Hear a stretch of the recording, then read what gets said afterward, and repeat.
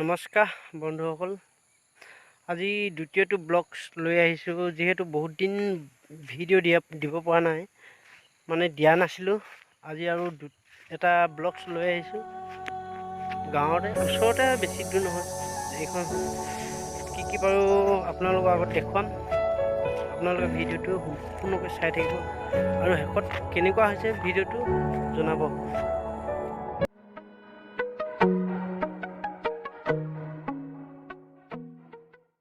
ঠিক আছে, তেতিয়াহ'লে আমি ভিডিঅ'টো আৰম্ভ কৰোঁ। আহক, মোৰ লগতে আপোনালোকে চাই থাকিব। প্ৰথম দেখুৱাইছোঁ, এইখন হৈছে ডিব্ৰু নদী। মই বেক কেমেৰাৰে দেখুৱাবলৈ চেষ্টা কৰিম। এইখনে হৈছে ডিব্ৰু নদী। হয়তো আমাৰ এফালে বৰ্তমান পানী অলপ বাঢ়ি আছে। এইফালে অলপ পানী বাঢ়ি আছে, বাঢ়ি থকাৰ কাৰণে মানে পানীটো যায় বৰকৈ। আৰু এইফালে হৈছে, এইখন হৈছে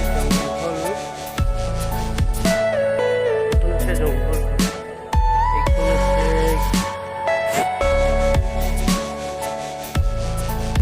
এইডাল হৈছে হাপু।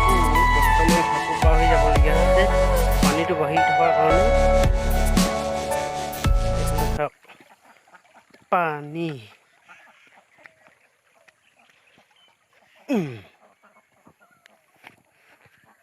এইটো হৈছে কেম্প। এইটো হৈছে হাতী ৰখা কেম্প।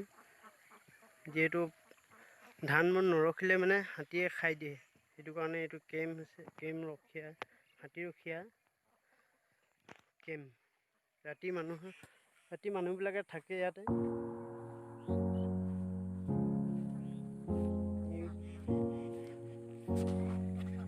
এয়া হৈছে হাঁহবিলাক।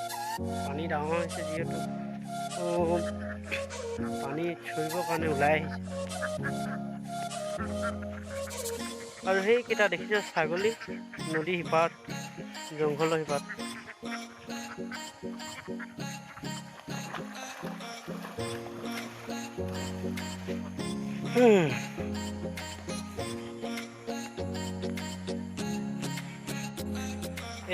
এয়া হৈছে ধান। এইবিলাক ধানবিলাক লাহে লাহে ওলাই আহিছে অলপ অলপকৈ। আৰু কিমান ওখ ওখ হৈছে ধানবিলাক চাবচোন, মই দেখুৱাম আপোনালোকক। ভিডিঅ'টো চাই থাকিব সম্পূৰ্ণকৈ। আৰু এয়া হৈছে ধান, ইমান ধুনীয়াকৈ ওলাই আহিছে দেখিছে। এইবিলাক চাওক, ইমান ধুনীয়া ফুল। আৰু কিমান ওখ হ'ল চাবা, মই দেখুৱাই আছোঁ।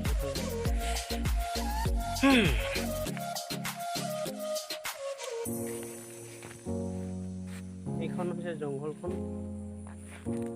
এইখন হৈছে ডিব্ৰু নদী, চাই লওক।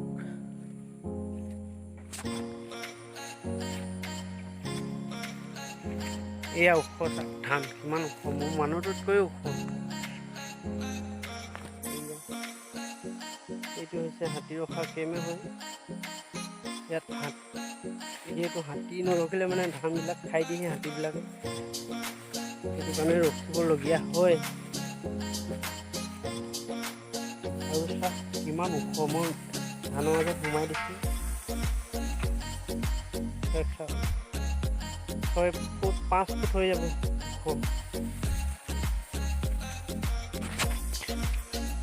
আৰু কি দেখুৱাম, এতিয়া কেম্পত অকণমান বহু।